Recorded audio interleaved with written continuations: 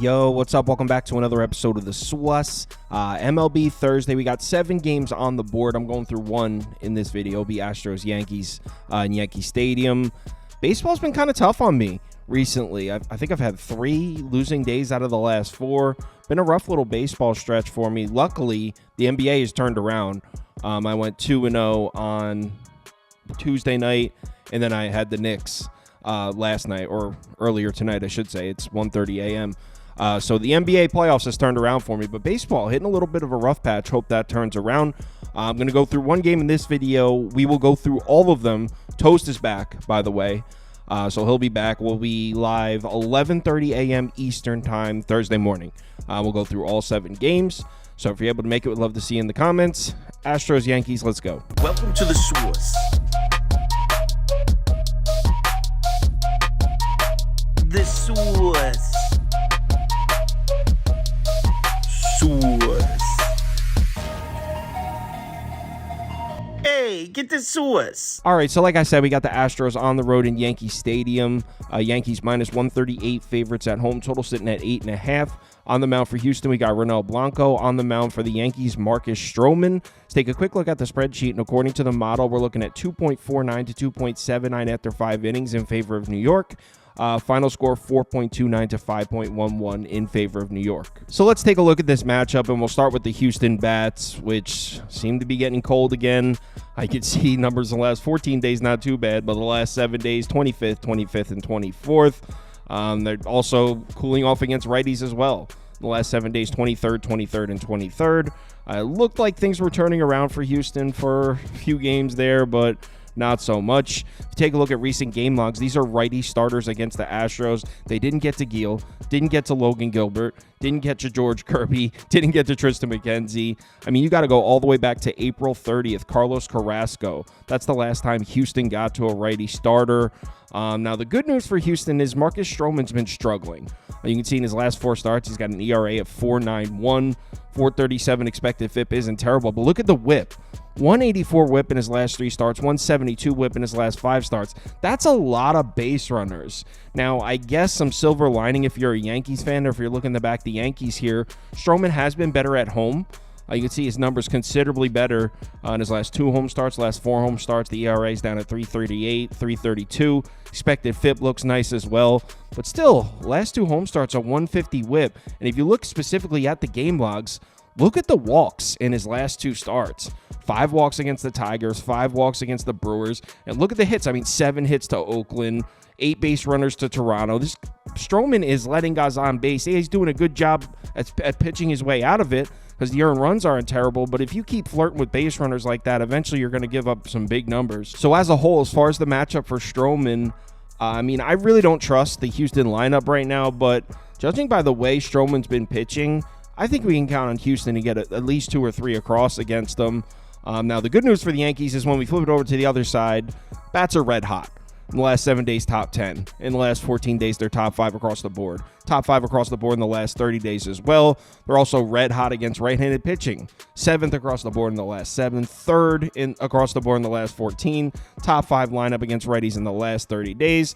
They've also been hitting really well at Yankee Stadium. I don't even need to read them all off. Just look at the board. Everything looking pretty green here for the Yankees bats. Now, I will say Ronel Blanco has been good. He's been pitching very well. He's off to a great start this season. You can see in his last 4 starts, he's got a 3.42 ERA and a 4.03 expected FIP. On the season, he's got a 2.09 ERA. Very impressive. He's also been good on the road.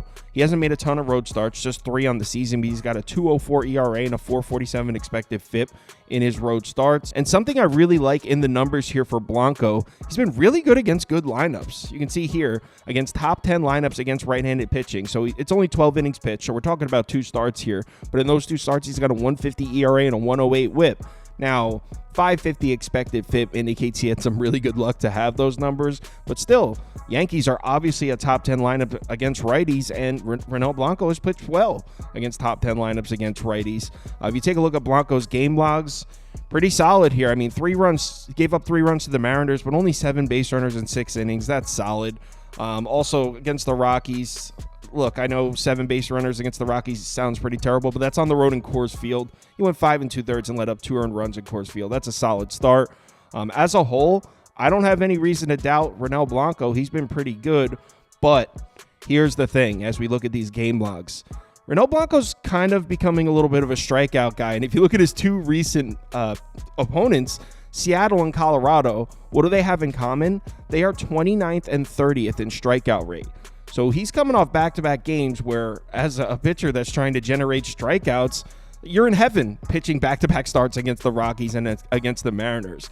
Not going to be the case here. In fact, look at the Yankees' numbers against righty starters with a strikeout rate above 24%. They're a top 5 lineup. So they've done really well when they've seen these strikeout-generating righties. So I don't expect them to have the same sort of success here in Yankee Stadium that he had against the Mariners and the Rockies. So even though I do think the Astros are going to get 2 or 3 runs across on Stroman, I think the Yankees are going to score runs right back on Blanco despite him having a great season. And when we get to the bullpens, now, this is where you can actually find some positive looks for Houston's lineup. They've been very good late in games. They're actually one of the better lineups in baseball against bullpens. But look how good the Yankees' bullpen has been. It's been one of the most reliable bullpens in baseball so far this season.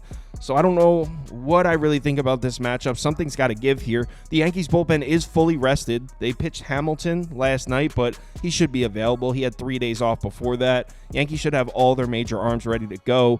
And then we flip it over to the other side. The Yankees also really good at hitting bullpens. So as far as the last few innings of the game, the second half of the game, I feel like that's a little more coin flippy. Could kind of go either way. But in the first 5, I like runs. First 5 over 4.5. What's the odds on that? I think that's where I'm going to go in this one. 1 second. First 5 over 4.5 is at minus 110 right here. Give me first 5 over 4.5. I'd also lean full game over 8.5. Like I said earlier, live show, 11:30 a.m. Eastern time. We'll go through the NBA playoffs. We'll go through all 7 MLB games on the board. Got Toast coming, got Prop Beaver coming, Crispy Cappin, System Plays, all that. Same crew as usual. If you're able to make it, we'd love to see you in the comments. If you want my top bets for MLB or NBA, or the top bets from anyone on the staff here, head over to KyleKirms.com. They're posted right on the website. There's also a link to join the Discord on there if you're interested.